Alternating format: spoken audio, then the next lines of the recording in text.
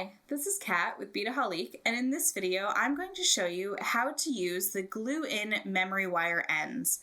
Now I have a few examples to show you here, but first let's talk about what the memory wire end is.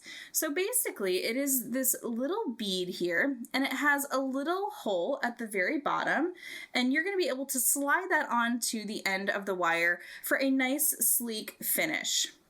So here's an example using the large size there, and it's a 5mm size, and I used it to finish off this check fire polish bracelet.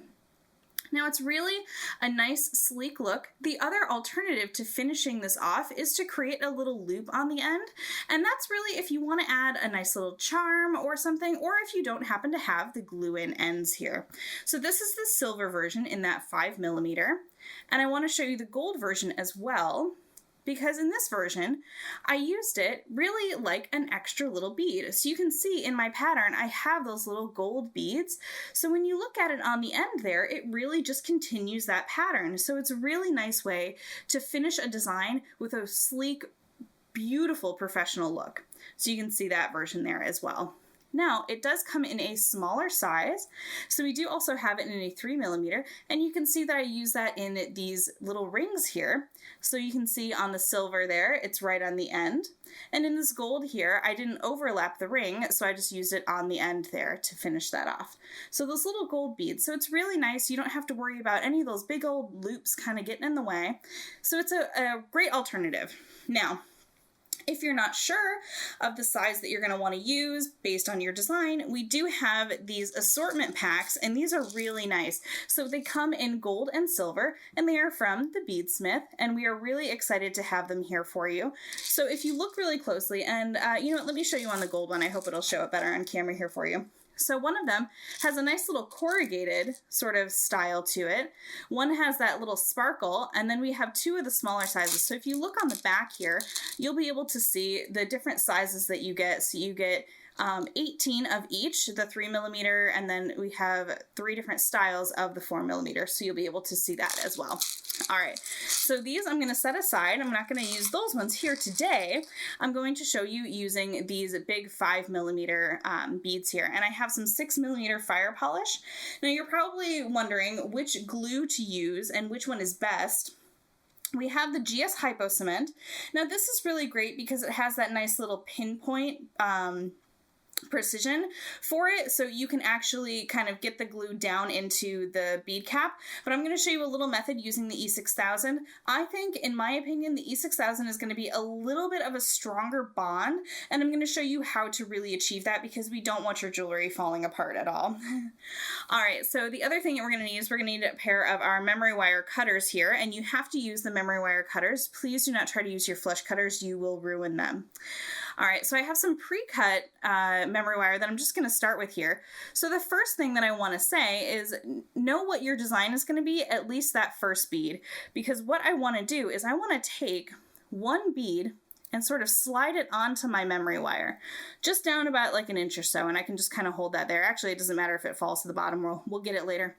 So now I want to put my little end cap onto the end here.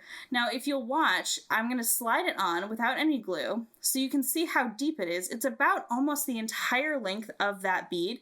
So I'm just going to hold my my thumbnail right there, so you can just sort of see when I take it off, or when it pops off like that, it is about the full size of that bead. So it really does go down kind of far. Now, it doesn't matter so much on this side. It's when you get to the other side that you have to be really careful about where you cut your memory wire. Okay, so let's go ahead and do this first side together.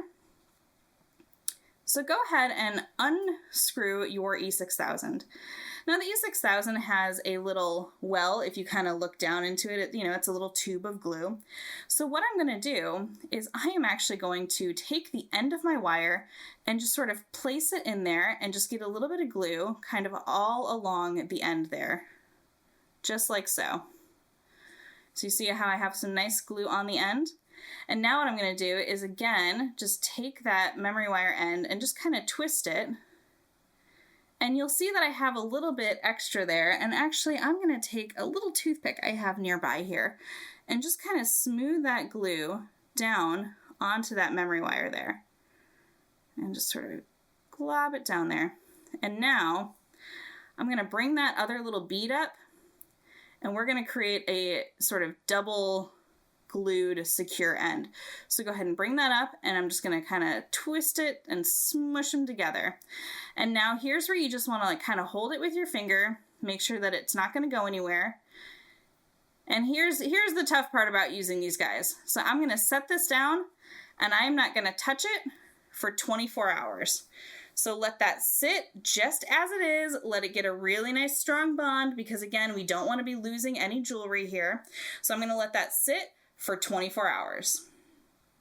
Okay, and we're back. So this has been 24 hours. Now that's a nice secure bond. I can kind of wiggle it with my finger. I don't want to pull too hard, but I just want to wiggle it just to make sure it's nice and secure. So now we are ready to, on the other side, just to start loading up our beads. Now this is going to be just a little random pattern here. I have this blue mix of check fire polished beads. I thought it would be kind of fun just to do a little extra kind of bangle here. So I'm going to string up all of my beads here, and then I'm going to show you what it takes to finish it off on the other side really quick.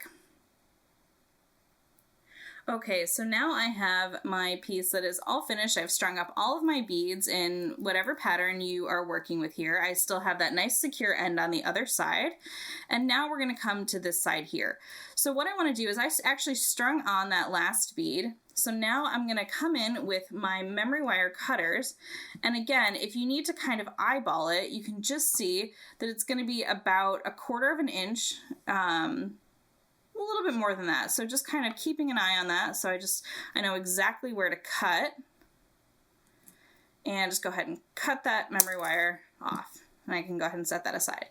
Now, here's the tricky part. So we need to keep that nice and secure and pulled taut while holding this all together with our hands. So this can be a little bit tricky, but just be patient with it. So again, what I'm going to do is I'm going to unscrew, one-handed, my E6000. I'm going to take off that last bead there, and now I'm going to dip that whole end into the E6000 and try to get it right onto the end of that cord. And now go ahead and slide that last little bead on there. So that's going to actually secure to that next one there. And then if we need to, add a little bit more of a dab onto the very end. Take that memory wire end and slide that on, and now all of that should come together at the very end. And now we're just going to hold that for a minute, and I'm going to set mine down, but go ahead and hold it there if it feels insecure. And then go ahead and let that sit again for 24 hours before messing with it. You just want to maybe make sure that it's nice and taut. If it does appear that your glue is dripping, what you can do is you can take a little piece of paper or a sticky note and kind of slide it underneath there to let it dry on top of that so that your loops don't dry together. So that's another little tip there as well. All right, but once you're finished, you'll have a nice finished end cap look. And again, this will work, the same technique will work for any of the end caps there. It just also helps to glue that last little bead to it. If you end up having a little bit of glue left over, especially with the E6000, you can just sort of pick that off later. But you can also use the GS Hypo cement in the same manner, so it'll work the same way. I just prefer the E6000. For me, it's a bit of a stronger bond, but please use whatever glue you feel is going to be best for your project. All right, thank you so much for watching. I hope you enjoyed this video, and you can get all of these supplies and see even more videos by heading over to Beadaholique.com. And if you're new to our YouTube channel here, be sure to hit that subscribe button below to get all the latest from Beadaholique.